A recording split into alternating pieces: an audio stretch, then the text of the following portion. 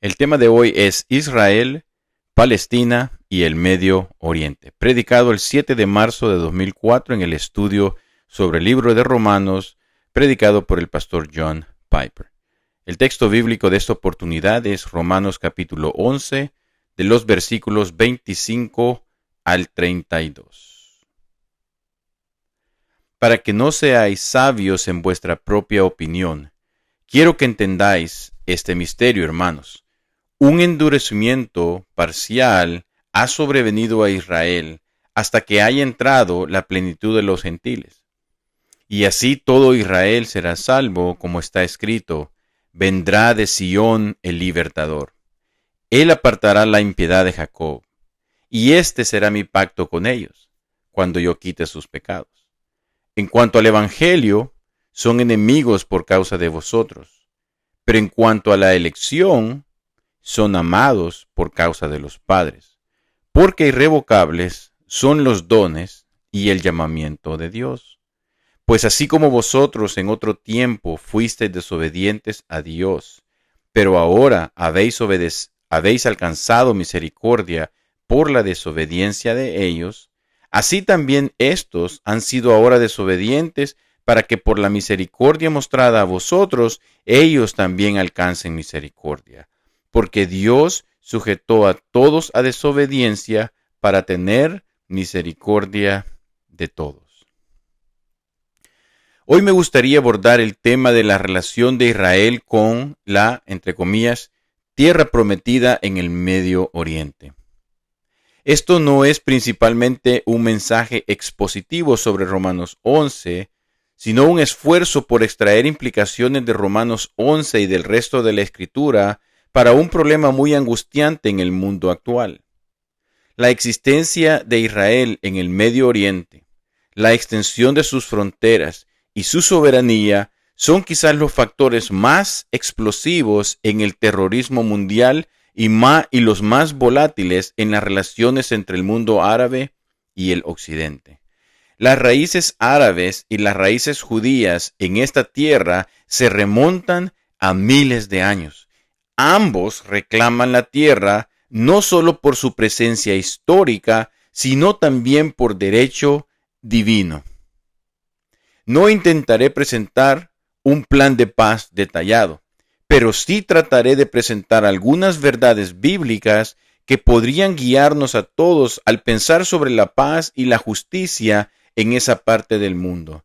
Lo que pensamos al respecto y lo que decimos sí importa, ya que los políticos son influenciados por sus electores en estas situaciones cargadas de fervor religioso, y necesitamos saber cómo orar y necesitamos saber cómo hablar con otros de una manera que honre la verdad. Así que por todas estas razones y por la razón de que Dios está profundamente involucrado en esta situación, deberíamos hablar de ello en el contexto de Romanos capítulo 11. Lo que hemos visto en Romanos 11 es que Israel como un todo, es decir, como un pueblo étnico y corporativo que perdura de generación en generación, tiene una raíz en las promesas del pacto hechas a Abraham y a sus descendientes. La segunda parte de Romanos 11:16 dice: si la raíz es santa, también lo son las ramas. Interpretamos esa imagen a la luz del versículo 28. En cuanto al Evangelio, son enemigos por causa de vosotros, pero en cuanto a la elección, son amados por causa de los padres. Los padres aquí corresponden a la raíz mencionada en el versículo 16. Así que por las promesas hechas a los padres, implican que algún día todo el árbol con todas sus ramas será salvo. Y algún día, porque el versículo 28 dice que por ahora son enemigos. Romanos 11:28 dice: en cuanto al Evangelio, son enemigos por causa de vosotros. En otras palabras, están rechazando a su Mesías y por lo tanto se colocan en oposición a Dios. Esto es lo que Jesús le dijo a Israel en Juan 8:42. Si vuestro Padre fuese Dios, ciertamente me amarías. Jesús es la prueba decisiva de si la religión de alguien es adoración del Dios verdadero. Pero Israel no ama a Jesús como el Hijo de Dios ni como su Mesías. Por eso, por ahora, son enemigos de Dios. Así que cuando el versículo 16 dice, si la raíz es santa, también lo son las ramas, lo entendemos de esta manera. Si Dios eligió a los padres, o sea, a Abraham, Isaac y Jacob, para sí mismo, y los apartó e hizo con ellos promesas del pacto, entonces algún día, después de que este tiempo presente de enemistad y endurecimiento haya terminado, sus descendientes volverán a Dios por medio de Jesucristo y se convertirán en el pueblo santo y apartado de Dios. La incredulidad y la impiedad serán desterradas de Jacob para siempre, según el versículo 26. Entonces ahora nos preguntamos, ¿forma parte la llamada tierra prometida de la herencia y salvación que todo Israel, según el versículo 26, recibirá? Y si es así, ¿qué implica eso sobre los derechos de Israel hoy sobre la tierra? Para desarrollar la respuesta a esta pregunta, me gustaría mantener 7 verdades que están basadas en la Escritura. Número 1. Dios escogió a Israel de entre todos los pueblos del mundo para que fuera su posesión especial. Deuteronomio 7:6 dice, porque tú eres pueblo santo para Jehová tu Dios. Jehová tu Dios te ha escogido para serle un pueblo especial, más que todos los pueblos que están sobre la tierra. Número 2. La tierra fue parte de la herencia que prometió a Abraham y a sus descendientes para siempre. Génesis capítulo 15, versículo 18 dice, en aquel día hizo Jehová un pacto con Abraham, diciendo, a tu descendencia daré esta tierra desde el río de Egipto hasta el gran río Éufrates. Luego, en Génesis capítulo 17, los versículos del 7 al 8, Dios le dice a Abraham, y estableceré mi pacto contigo y con tu descendencia después de ti en sus generaciones, por pacto perpetuo, para ser tu Dios y el de tu descendencia después de ti. Y a ti te daré a ti y a tu descendencia después de ti la tierra en que moras, toda la tierra de Canaán en heredad perpetua, y seré el Dios de ellos. Después, Dios confirmó la promesa a Jacob, el nieto de Abraham, en Génesis 28:13. Y he aquí que Jehová estaba en lo alto de ella, el cual dijo, yo soy Jehová, el Dios de Abraham tu padre y el Dios de Isaac. La tierra en que estás acostado te la daré a ti y a tu descendencia. Y cuando Jacob estaba por morir, llamó a José y le dijo, Génesis 48:3 y 4, el Dios omnipotente me apareció en luz en la tierra de Canaán y me bendijo y me dijo, he aquí, yo te haré crecer y te multiplicaré y te pondré por estirpe de naciones y daré esta tierra a tu descendencia después de ti por heredad perpetua. Esto, por supuesto, crea una gran división entre la visión islámica del pacto de Dios y la visión judía y cristiana del pacto de Dios. Pero creemos que esta es la palabra de Dios confirmada por el Señor Jesús y por eso afirmamos, la tierra está destinada a ser la tierra de Israel. Pero no tan simple. Este no es un tema que se pueda tratar con frases breves. Número 3. Las promesas hechas a Abraham, incluida la promesa de la tierra, serán heredadas como un don eterno solamente por el Israel verdadero y espiritual, no por el Israel desobediente e incrédulo. Este fue el punto de Romanos 9, cuando Pablo lamentaba la perdición de tantos judíos que estaban rechazando a Jesús y pereciendo. Dijo en los versículos 6, 7, no que la palabra de Dios haya fallado, porque no todos los que descienden de Israel son israelitas, ni por ser descendientes de Abraham son todos hijos. En otras palabras, las promesas no pueden ser exigidas por nadie simplemente por ser judío. La etnicidad judía tiene un lugar en el plan de Dios, pero no es suficiente para asegurar nada. No califica por sí sola a una persona para ser heredera de la promesa hecha a Abraham y a su descendencia. Romanos 9:8 lo dice claramente.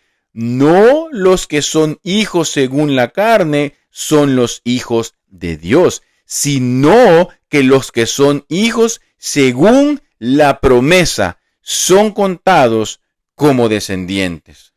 Haber nacido judío no convierte a una persona en heredera de la promesa, ni de la promesa de la tierra, ni de ninguna otra promesa. Y lo vuelvo a repetir, haber nacido judío no convierte a una persona en heredera de la promesa, ni de la promesa de la tierra, ni de ninguna otra promesa. Esto era evidente en el Antiguo Testamento y también en las enseñanzas de Jesús. Lo veremos en la verdad número 4. Por ejemplo, en la terrible lista de maldiciones que Dios prometió traer sobre el pueblo si quebrantaba su pacto y lo abandonaba, se incluye lo siguiente. Deuteronomio 28:63. Y así como Jehová se gozaba en haceros bien y en multiplicaros, así se gozará Jehová en arruinaros y destruiros, y seréis arrancados de sobre la tierra a la cual entráis para tomar posesión de ella. A lo largo de la historia de Israel, el quebrantamiento del pacto, la desobediencia y la idolatría descalificaban a Israel del derecho divino presente sobre la tierra. Ver también Daniel 9 del 4 al 7, Salmos capítulo 78 de los versos 54 al 61. Ten cuidado de no inferir de esto que las naciones gentiles, como los árabes, tienen derecho a maltratar a Israel. Los juicios de Dios sobre Israel no justifican el pecado humano contra ella. Israel sigue teniendo derechos humanos entre las naciones, incluso cuando pierde su derecho divino presente a la tierra. Recuerda que las naciones que se alegraron por su disciplina divina fueron castigadas por Dios. Y eso lo encontramos en Isaías 10 del 5 al 13 y Joel 3:2. Así que la promesa hecha a Abraham de que sus descendientes heredarían la tierra no significa que todos los judíos heredan esa promesa. Finalmente llegará el verdadero Israel, el Israel que guarda el pacto y obedece a su Dios. Verdad número 4. Jesucristo vino al mundo como el Mesías judío y su propio pueblo lo rechazó y rompió el pacto con su Dios. Cuando Jesús preguntó a sus discípulos, ¿y vosotros, quién decís que soy yo? Pedro respondió, tú eres el Cristo, es decir, el Mesías judío, el Hijo del Dios viviente. Y Jesús le respondió, bienaventurado eres, Simón, hijo de Jonás, porque no te lo reveló carne ni sangre, sino mi Padre que está en los cielos. Mateo 16, versículos 16 y 17.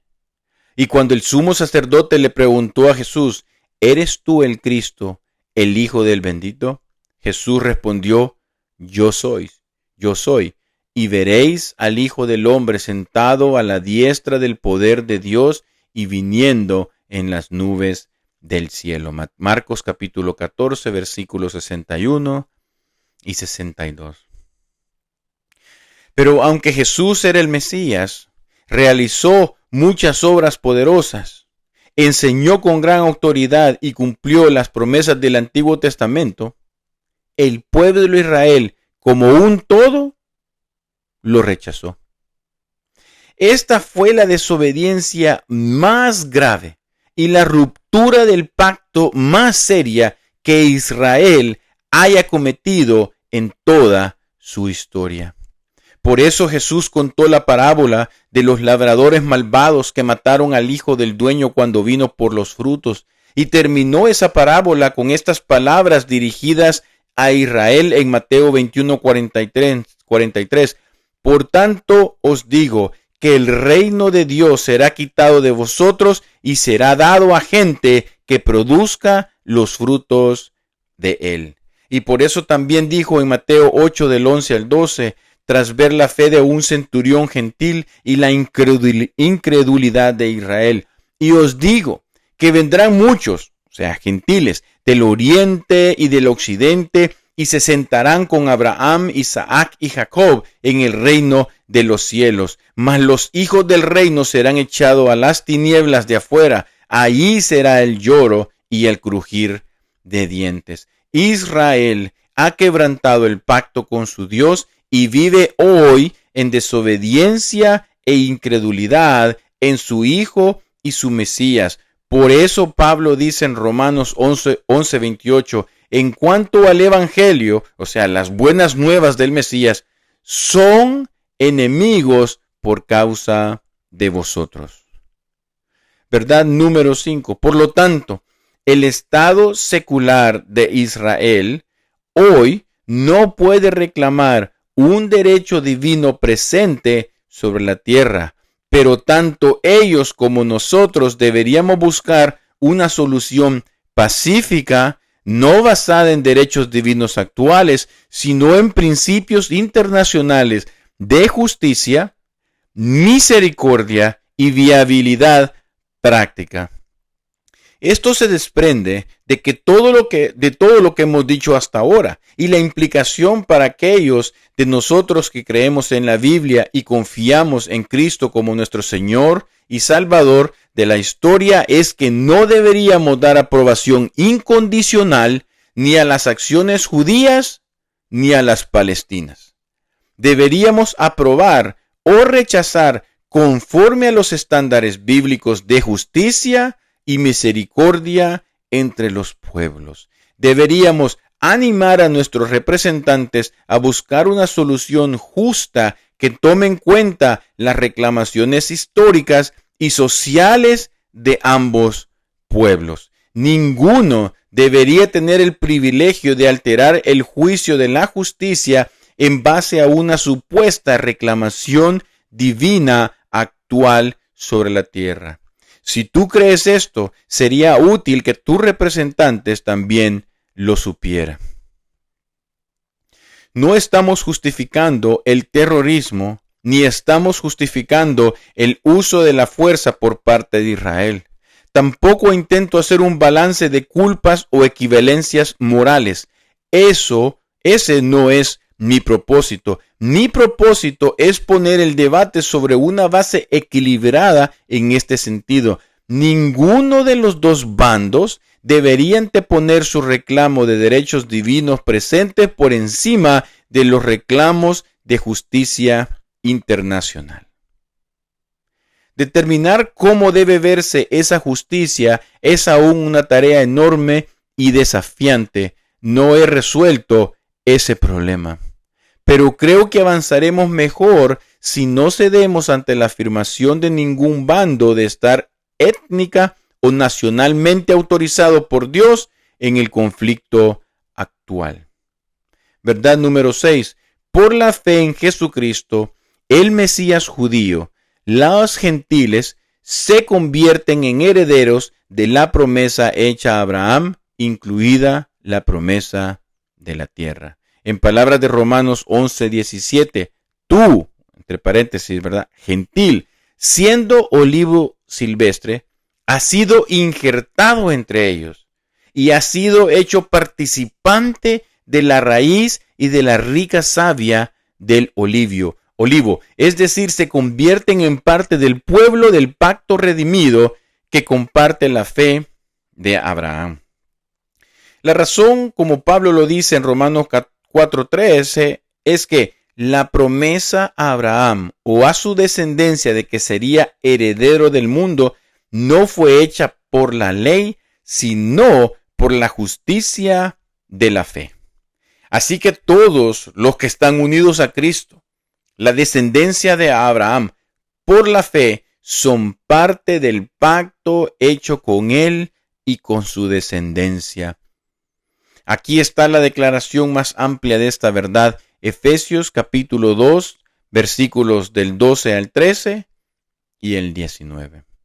Acordaos de que en otro tiempo vosotros, ¿verdad?, gentiles, estabais sin Cristo, alejados de la ciudadanía de Israel y ajenos a los pactos de la promesa, sin esperanza y sin Dios en el mundo. Pero ahora, en Cristo Jesús, vosotros que en otro tiempo estabais lejos, habéis sido hechos cercanos por la sangre de Cristo. Así que ya no sois extranjeros ni advenedizos, sino conciudadanos de los santos y miembros de la familia de Dios. Por tanto, los judíos creyentes en Jesús y los gentiles creyentes heredarán la tierra.